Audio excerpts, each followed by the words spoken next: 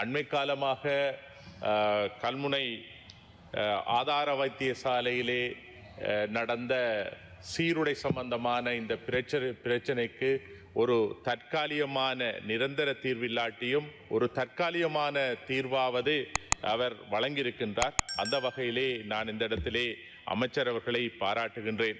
ஏனென்றால் இந்த சீருடை விடயத்திலே ஹபாயா அணிகின்ற விடயத்திலே சில பங்குரோத்து அரசியல்வாதிகள் இந்த நாட்டை பிரிவடைய செய்ய வேண்டும் என்று, இந்த நாட்டின் பொருளாதாரத்தை, இந்த நாட்டின் ஆட்சியை மாற்ற வேண்டும் என்று செயற்படுகின்ற சில பங்குரோத்து அரசியல்வாதிகள் முகநூல் வாயிலாகவும் தங்களது கருத்துக்களை வெளிப்படையாகவும் குறிப்பாக கூறியிருந்தார்கள். இதன் மூலம் இனங்களுக்கிடையிலே ஒரு பிரிவினைவாதத்தை, இனங்களுக்கிடையிலே ஒரு சர்ச்சையான ஒரு நிலை அண்மை காலமாக கல்முனை பிரதேசத்திலே கிழக்கு மாகாணத்திலே ஏற்பட்டிருந்தது. இதற்கு பல பாராளுமன்ற உறுப்பினர்கள், முன்னாள் பாராளுமன்ற உறுப்பினர்கள், அது மட்டுமல்ல இணையதளத்தின் ஊடாக செயற்படுகின்ற முகநூல் செய்கின்றவர்கள், யூடியூபர் போன்றவர்கள் தங்களது லாபத்துக்காக இனங்களுக்கிடையிலே ஒரு பிரச்சனையை, பிரிவினையை ஏற்படுத்துகின்ற செயற்பாடை முன்னெடுத்து வந்திருந்தார்கள்.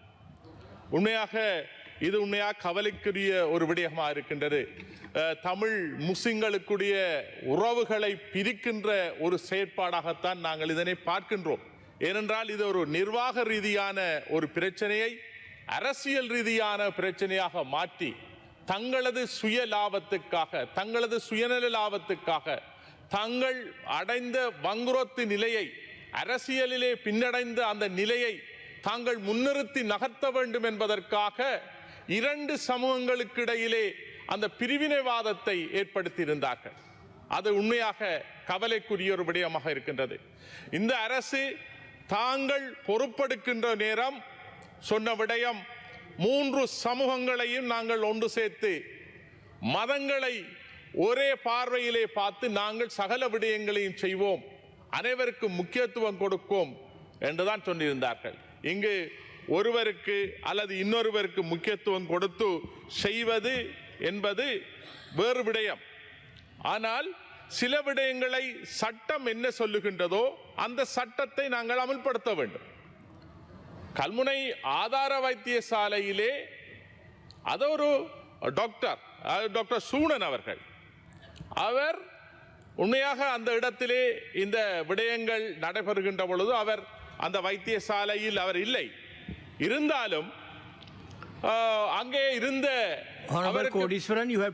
அவருக்கு பின் இருந்தவர்கள் அந்த சட்டத்தை சரியாக அமல்படுத்துவதற்கான நடவடிக்கையை மேற்கொண்டிருந்தார்கள். ஏனென்றால் டாக்டர் சூணன் அவர்கள் விசேடமாக அங்கே அவர் வந்த பிறகு, அந்த ஹாஸ்பிட்டலுக்கு வந்த பிறகு அங்கே அவர் ஒரு விடயத்தை செய்திருந்தார். அந்த மீலாத் விழா, மற்றது நோன்பு திறக்கிற விடயம், அதே போல் முஸ்லிம்கள் தங்களது மத காரியங்களை செய்வதற்காக அல்லது தங்கள் வணக்க வேலைகளை செய்வதற்காக அந்த இடத்திலே பெரிய ஒரு வணக்க ஸ்தலத்தை, பள்ளிவாசல் கூட அதிலே ஒழுங்காக செய்திருந்தார். ஆகவே இன்று அது மட்டுமல்ல, அந்த விடயத்திலே அவர் சரியான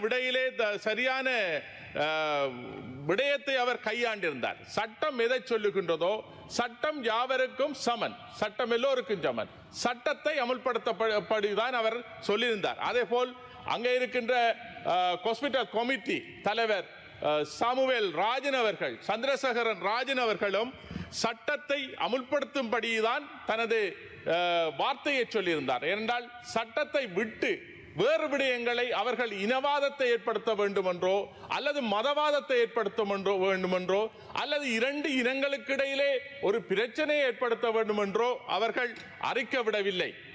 அவர்கள் சொன்ன விடயம் என்றால் இலங்கையிலே இருக்கின்ற சட்டம் எதுவோ அதனைத்தான் நடைமுறைப்படுத்த வேண்டும் என்று.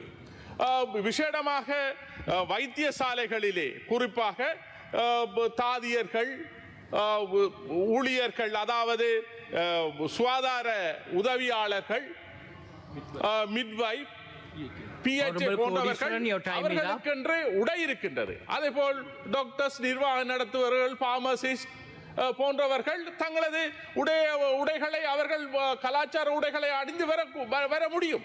அங்கே அவர்களுக்கு எந்தவித தடையும் விதிக்கப்படவில்லை. இதிலே அந்த சுகாதார ஊழியர்கள் ஹபாயா போட்டு வருவதை போட்டு வந்த விடயத்திலே அந்த ஹாஸ்பிட்டல் நிர்வாகம் எடுத்த முடிவு என்பது சட்டத்துக்கு அமைய நடைபெற்ற ஒரு விடயம்.